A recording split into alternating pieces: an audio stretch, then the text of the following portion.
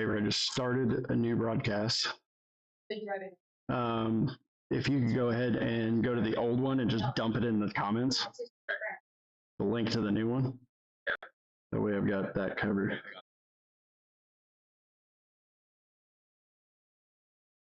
All right, so you can see it on my, hopefully most people can figure out that because I screwed it up, they can just go to my main page and find the, oh, you're fine.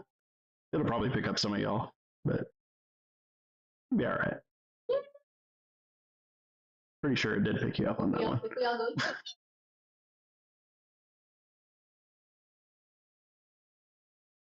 All right, so we'll get going here.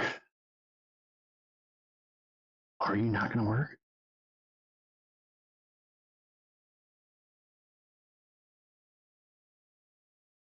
Oh, because I didn't.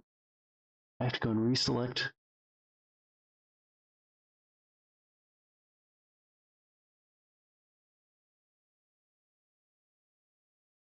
There we go. All right. All right. Thank you for inviting me, ISSA at KSU. I'm Taylor McDonald. I'm going to talk to you about how to get into cybersecurity. And this is talking beyond the education that you're here receiving right now. Who am I? Taylor McDonald. I'm a triage security engineer for Arctic Wolf Networks. Started there in April 2024, so I've been there about, was that 16 months, 17 months? I work in their customer SOC, so we have 5,000 plus customers spread across North America, Asia, Australia, and Europe. So we have security operations centers in multiple locations around the world that are helping protect our clients. I'm a tech hobbyist. I've always been on the, even if I've not worked in tech, I've always been interested in it, played with it, tinkered, you name it, especially automotive industry. When I had the opportunity to go and work on a car and play with the electrical stuff, absolutely bring it on. I'm a career changer. I 2-3 years ago, I was in your same seat. I may be getting ready to graduate, trying to figure out how do we get a job in this industry. It's not easy. There's no part about it's easy. But, that's where I can relate to where y'all are. I may be twice your age for some of you, but, kind of went through the same path, just at a different point in my life. So I spent 15 years in automotive. I worked from the car wash all the way up to service management. You name the job, I did it. So I've brought a lot of that experience with me. Y'all may not have that, but I'm sure some of you have had jobs, whether it was babysitting or working at Publix or whatever may be the case. You have stuff to bring to the table when you're applying for jobs. So I want to bring that forward, things that you can take with you into those interviews and even put on your resume that can help build value and differentiate you from everybody else. When I jumped in, I didn't get the job that I wanted. I went into GRC. It's not glamorous. It's not pretty. I was doing policy management. I was building firewall rules to help separate a company out. I wasn't getting to do the flashy things that make the news stories. But you know what? I had that job, had it for about 2 years, helped me pivot, helped me move into another role. So something that I think was very valuable was just getting that foot in the door, and then the next one's that much easier. And before that, I had my own business. I call it a moonlight IT consultant. I was doing IT work for small businesses that couldn't pay somebody to come in and pay them $250 an hour to set up a firewall. I was doing my best and helping them out. And so far, none of them have been breached. So good on me, as long as they're keeping up with the patches, because I'm not for them anymore. I hold an alphabet soup of certifications.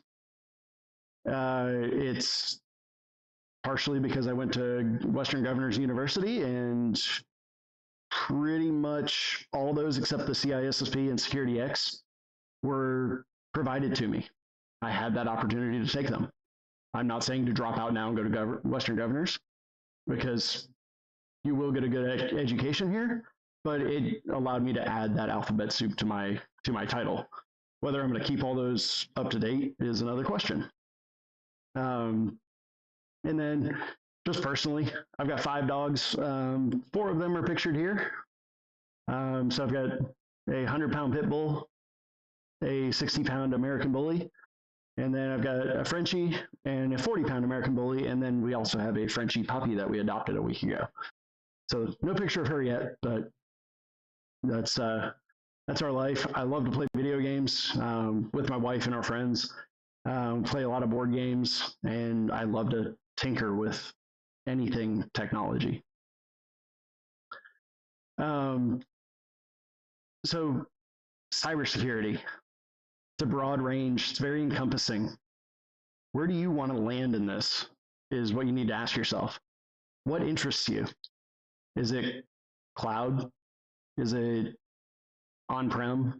Is it device? Is it, do you want to be in network security? Do you want to be overall doing policy and operations? That's where you really need to think about what you want to do when it comes time to apply for those jobs. Or not necessarily that first job. It might be the second or third job, but where ultimately do you want to end up, and how do you build that pathway to get there? What skills can you learn in the, your first job out of college that you can transfer into those roles?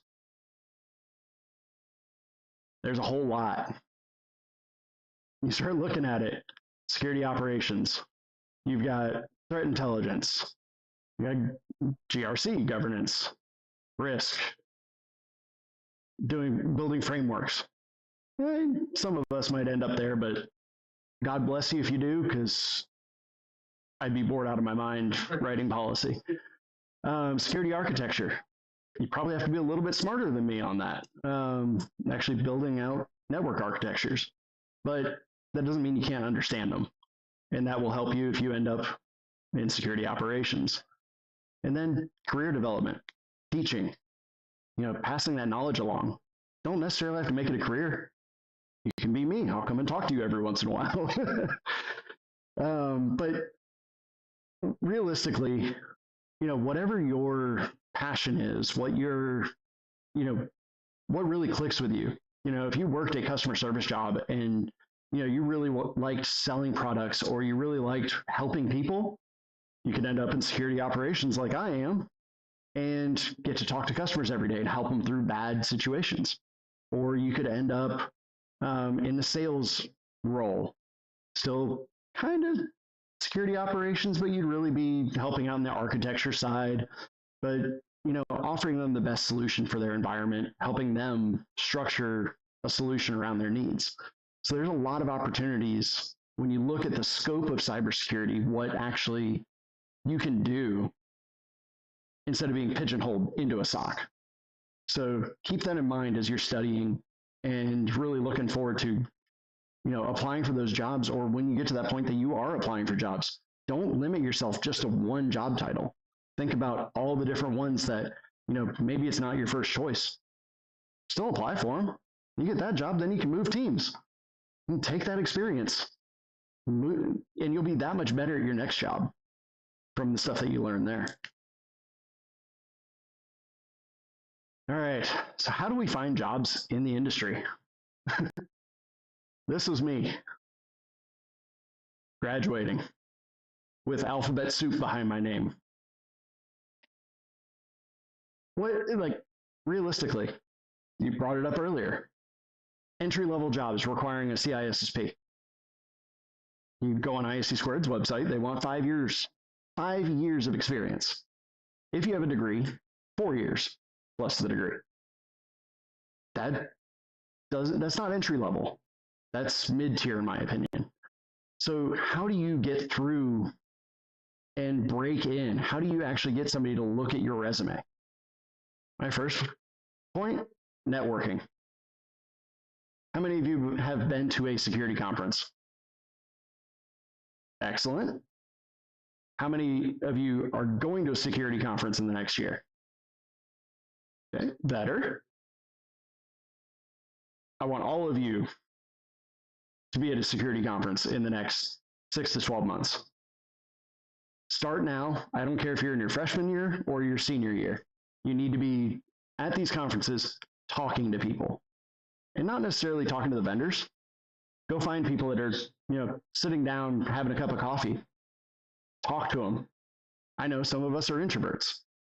Some of us don't like to put ourselves out there, but you have to do it. That's how you find mentors. That's how you find people who are going to help you gain a foothold in this industry. So conferences, industry meetings, ISSA, your classmates. Brennan gets hired somewhere.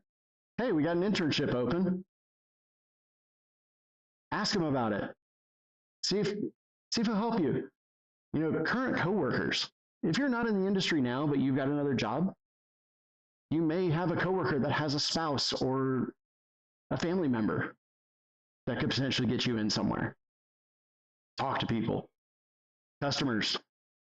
Can't tell you my time at the automotive industry, how many of my customers worked in IT and security. Could have had a job any day if I had actually leveraged that. Kick myself for that, because by the time I wanted to move, I had not talked to a lot of those people for 6 years. So, hindsight's 2020 and all. Talk to your customers, family, friends, same thing. But don't be afraid. Just open up a conversation. Be real. Talk about what you're interested in, but also ask questions. Get them talking. Then that opens the door for you to keep talking. Right here at KSU, Department of Career Planning and Development. Mouthful. But do your job fairs. Look and see what companies KSU's partnered with for internships, for tours of their facilities, things like that, where you get to actually talk to employees. That could be your opportunity to find somebody that may refer you in.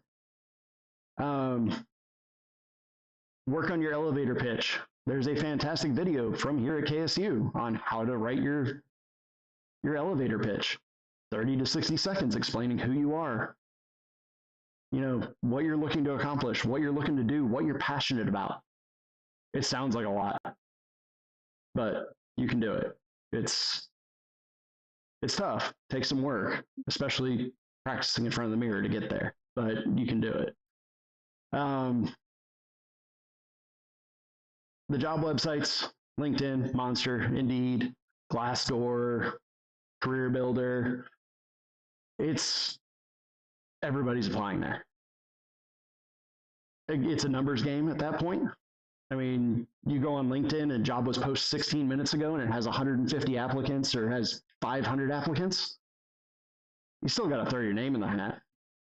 But how do you get your application to the top? Networking. Who do you know there? Oh, I don't know anybody there. Who do I know that knows somebody there? Start asking people, can you make an introduction? Can you introduce me to this person? I'm interested in this role. Be upfront about it. Don't be afraid to ask for help. Seriously. That's what got me where I am. I asked for help. So don't be afraid. This industry is very welcoming and very open to helping each other. Ask for help. It may not work the first time or the 5th time, but it will work eventually. Anecdotally, of my interviews that I've had, since I was moving out of the automotive industry, I had 8 or 9 interviews. Only one came that was not a referral from somebody else. From somebody that I reached out to and said, hey, do you mind sending me a referral link? Do you mind helping me out here to get an interview? It's a conversation. That's all they're doing is introducing you. Ask. People are happy to do it, and most of them get bonuses for it. So they're financially incentivized to help you. But something that you can do now as freshman, sophomore, junior. I mean, even after you graduate, market yourself. How do you market yourself? Be active on LinkedIn, whether it's you posting yourself or commenting on things that are interesting to you. Start responding, replying, doing things like not just clicking the thumbs up, that doesn't do anything. But when you start and ask questions on an article, or you start to engage with other people's comments, you start getting bumped up in the ranks and you start to become more prevalent in people's searches. That whole algorithm is rigged like that. So the more active you are, the more likely you are to get recruiters reaching out to you or to be visible to other people on LinkedIn. Update your LinkedIn. Put your accomplishments on there. Put your certifications if you have them. If you are, hack the box, top 3%, put it on there.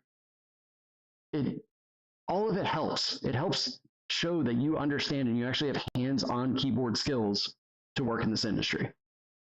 Also doesn't help. There are a lot of recruiters on LinkedIn. Wouldn't necessarily recommend, the first one you find on LinkedIn to ask them to find you a job. But you go to these conferences or industry meetings and you meet recruiters or people that work at resellers. They may be able to introduce you to people. That networking component is that entire list. It encompasses all of that. All these steps you're going to take, that networking component, you'll start to find overlap and you'll start to be able to leverage that. So absolutely networking. Please talk to people. But yeah, I mean, they will help push you in front of people, find things that align with your skills, your passions. Run with it. Don't be afraid. Realistically, it was like my older brother told me in, middle school, high school was, well, why don't you ask her out? I'm scared. What's the worst she's going to do? Say no? Exactly. The worst you're going to get is a no. Most of the time, you're going to get an automated no from applying. So why not go talk to somebody and actually get a person to tell you no instead of a computer? And a lot of the time as well, just a tip, when somebody refers you in, that applicant tracking system that boots you out because you don't have the right keywords in your resume, doesn't matter. So here's my word block of tonight. So how do you land the interview? Repetition. So I kept a spreadsheet. Started it January 1st, 2024. And I kept it up until I landed my job at Arctic Wolf. Actually, until I got the referral and the interview at Arctic Wolf. I had applied to over 500 jobs between January and March 31st. My goal was roughly about 5 a day. It was, close, maybe a little over. But out of those, how many interviews did I get? Anybody want to guess? You were optimistic, sir. Optimistic. Anybody else? 3. 0. So, I'll say that. Blind applying, those are the ones that I got. She was actually right, though. I had 3 interviews. All of them, networking. People that I knew, people that I talked to, referred me into roles. That got me the first interview. I got myself to the second. Didn't work out for whatever reason. But still, landing that first interview is key. It's quantity. I had a buddy of mine. I was like, you got a network to do it. He applied, like 3rd application, lands the job. The numbers game. Sometimes we roll the dice, we hit a D20. Sometimes we roll the dice, we hit a 1. You can win or lose. It's like Vegas sometimes. So you really got to start just hammering their doors and getting your name out there. Again, networking. I can't say it enough. But realistically, when you're looking for a role, ideally we'd all really love to work in, the role we want right out of college or as our first job. Don't worry about it. Go do some grunt work for, a year, 18 months, whatever you need to get a good foothold in the industry, and then move. So look for tangential roles. Find something that is close that you can bring experience from into the role that you want. Yes. With an add-on that most companies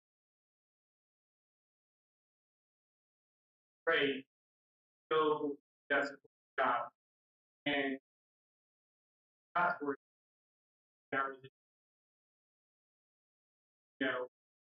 like here's the running. Here's the running. Don't be afraid to go do stupid office job for 6 months. Give you some kind of office professional experience, quote unquote. You may be the most professional person in the world when you're dealing with your next door neighbor, but it doesn't count unless you have a company backing you.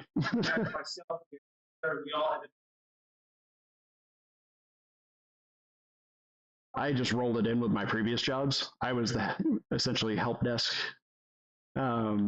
Like at the dealership, the printers would go down. I'd go fix the printers. Yeah, I took all of that experience and I bundled it up into a, duty.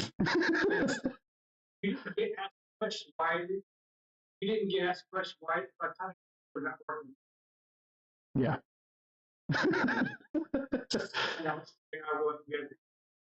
Yeah, so like David said, I mean, you don't necessarily take, you got to put in your time.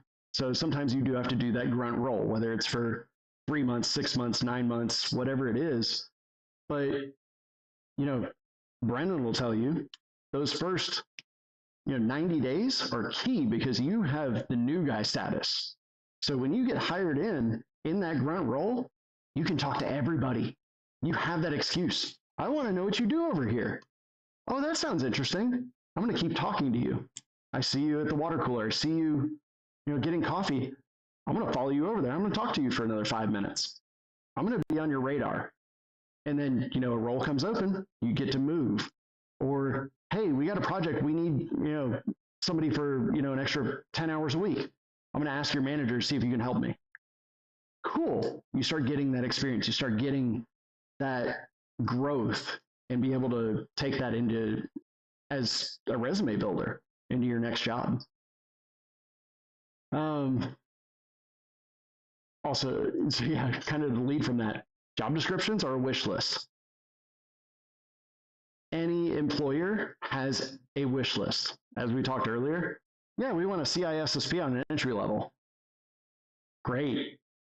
You can stick that where the sun don't shine. It's a wish list. Yeah, you'd like your year one college graduate to have a CISSP, but ISC Squared won't give it to them because you don't have the experience. But you can still apply for that job. You can put on your resume, looking to take the CISSP in 2029. It'll get you through the applicant tracking system because you have CISSP on your resume. That can be the last line in your resume, but it'll still read it. So you can use creative wording to a degree on your resumes, but some of it's beating the AI, other parts. If you fit, 60, 75% of the requirements, apply. Do not go, oh, I'm not qualified for this. There's no reason to do that. They need a body for that seat, and you may have other skills that are valuable to them. So put your name in the hat. Be flexible. A lot of places are going back in office. Allegedly, COVID's over. Finally. I'm not going to get into the whole political part of that or anything, but, a lot of companies are going back to the office. And it sucks. And really, especially for those early roles, you've got to be open to potentially moving or potentially going into an office. If you are flexible, that opens up a lot more doors because you're not just applying in Atlanta. You're not applying, just in Georgia or just the Southeast.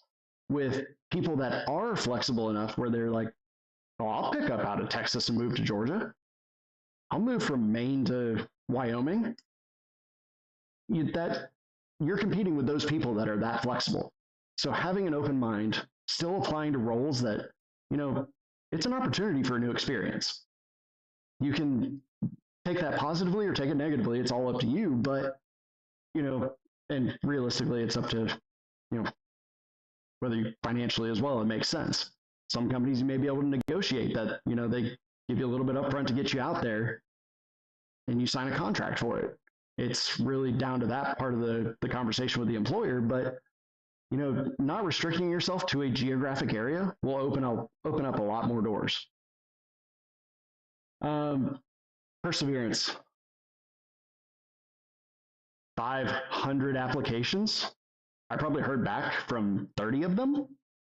The rest are probably still sitting out there. I never got rejections from them, never got acceptance from them or offers for an interview. It's a numbers game. You got to play the game, unfortunately. Like I said earlier, leverage your mutual connections. You want to go work at Coca-Cola? You got somebody you connected with on LinkedIn that works at Coca-Cola? Or they have a friend that works at Coca-Cola? Use them. Hey, I'm interested in this job. I know you're connected to so-and-so that looks like they're on that team. Do you mind introducing me? Ask. What's the worst they can say? Give me the answer. No. It's the worst they can say. And again, ask for referrals. A lot of companies offer money to their employees to refer an employee in. That being said, if you suck and you're out in less than 90 days, they're probably not getting their money, but you still got the interview, you still got in. But I feel like a lot of us are motivated enough to get in there, work hard, and thrive at whatever we're given. That all said, experience. Education alone is not enough. So how do you show as a college student that you have experience? How do you demonstrate that you know what the hell you're doing? Well, who here's got a home lab? Excellent. Who here doesn't have a home lab because they can't afford it? Okay. AWS, you can spin up your own home lab for 90 days, free of charge, as long as you stay within their data policies. So you can spin up 2-3 machines, let them communicate with each other, costs almost nothing. You'll never hit their data cap, as long as you turn them off at the end of the day. So there are ways around it. There are cheap ways to get that experience and learn, how to attack another machine, how to build a network. GNS3 is another great tool. If you have a PC that can run multiple virtual machines, actually, you can probably deploy it in AWS at this point, but you can spin up 4 or 5, 10 devices, have an entire, essentially Cisco network there that you can play with. Build out your policies, try and, break through different virtual, different VLANs. Like, you can do all sorts of things for very, very little money. And I didn't mean to call anybody out for not being able to afford anything. It's just, I'm trying to demonstrate the fact that we have opportunities that really don't cost anything. Also, I'm going to kind of jump ahead here. Cyber ranges. Hack the Box Academy. You can get through a lot of their base lessons for $0. Do it. It's hands-on experience. You can put on your resume, I know how to configure Active Directory. Once you've completed their Active Directory path, like you can legitimately talk about it in an interview about your experience with it. Yeah, you haven't done it with, 1,000 users, but I've done it with 20. it just scales. It's just more groups in there that it's just, more nuance to it, but you have the foundation. So how do you demonstrate that experience? Who here's got a GitHub? Excellent. All right. So putting your personal projects on there, of course, any code that you've written to make your life easy, things that you've done, even if it's, not complete or not, the prettiest thing in the world, put it up there, put a description in for it, tell a little bit of what it was about and put it on your resume. Put a link to your GitHub on your resume. Somebody will go check it out. They'll see you've been putting the work in, that you are not just, a North Korean applying for the job that's using AI. Like there's going to be a lot more to it that'll bring you in and higher up that stack of resumes at that point. Your school projects, you can, I'm not familiar with it, but your code of academic integrity, don't put the answers to your homework, anything like that on there. I wouldn't do that. But if you have a project that is, I want to design XYZ and that's what you did, put it on there. I would maybe ask if you have permission to do so, but it's your intellectual property at that point, in my opinion. But the school's the ultimate say on that. I don't want you to get expelled because you listened to me and I told you wrong. So, so LinkedIn, you were on Hack the Box or Try Hack Me, any of these ranges, and you enjoyed it, talk about it, post about it, get people engaging with you, and then all of a sudden, the people that engage with you, people they engage with will start seeing your posts on their feed. So you start becoming a known quantity to people you don't even know that are 3-4 connections away. But it gets your name into people's heads, and they might be looking for somebody that they can train up that may be interested in that kind of stuff. So you can post, but also, like I said earlier, jump on other people's posts, whether it's the news or something like that, people talking about recent events. Participate, be active. Don't just say, hey, thanks for posting. Offer something up, ask a question, engage somebody. Find a way to build a conversation out of that. Who here has held a job? Perfect. Like, what skills can you transfer from that? Whether it was babysitting, which, when you get to management, transferable skills.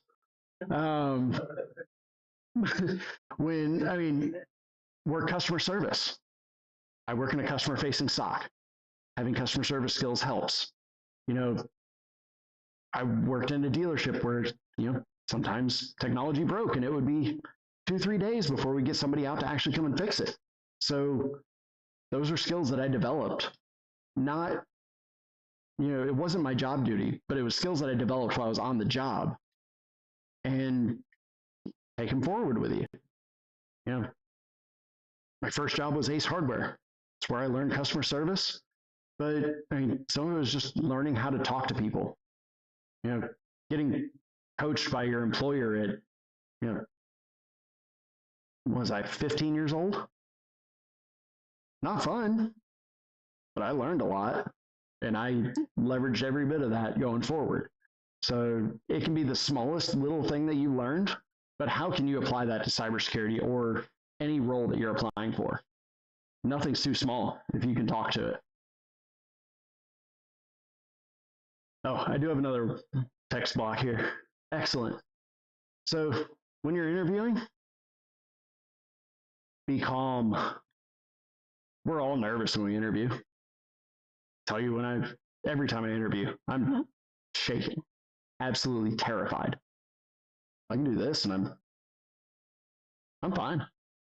But interviews, whatever reason, I can't can't get calm enough, in my opinion. But I am far calmer than I would be if I didn't sit there and, get on the computer, sign into the meeting 20 minutes early and just relax. Don't turn the camera on, but just focus on myself. Breathe. Be confident. Don't be arrogant, but be confident in what you know. You're there for a reason. They picked your resume out of the stack. So show them why you're there. Be humble. If it's, you're given an opportunity, appreciate it. Don't come in there like, you're the best thing ever. Just, happy to be there. Thank you. Really look forward to this conversation, so on and so forth. Just open that door, bring down those walls. Past few interviews that I've been through, first 5 minutes, we're just talking about, what we were doing that weekend. They're very non-traditional. And I don't know if it was just the companies I was interviewing for, or if it's more kind of our hiring managers are starting to loosen up a little bit, and it doesn't just, launch right into the grilling right off the bat. But, how can you get yourself to relate to that person on the other side of the screen or other side of the desk from you? A tip that I got when I was working in the automotive industry, we were answering phones a lot. You smile while you're talking, pitch your voice changes. You are a lot more personable over the phone. When you're on camera, it's perceptible. They can see it, but they can also hear it. So, small tip, smile when you're talking, and it completely changes everything.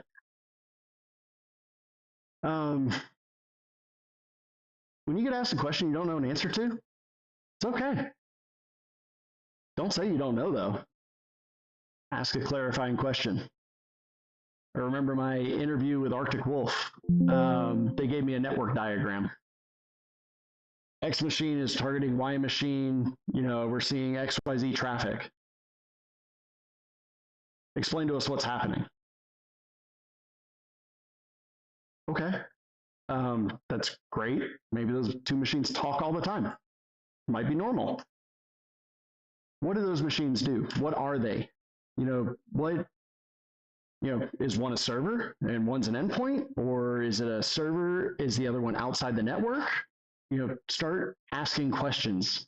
You can start to pull more information out of the interviewer to get to your answer. And sometimes, the way they ask it can be very confusing, or just, if you're in that interview mindset and you're nervous, things might not be clicking. But as soon as you start asking those questions, things will start to click together, and I know what they're asking now, and you can move forward from there.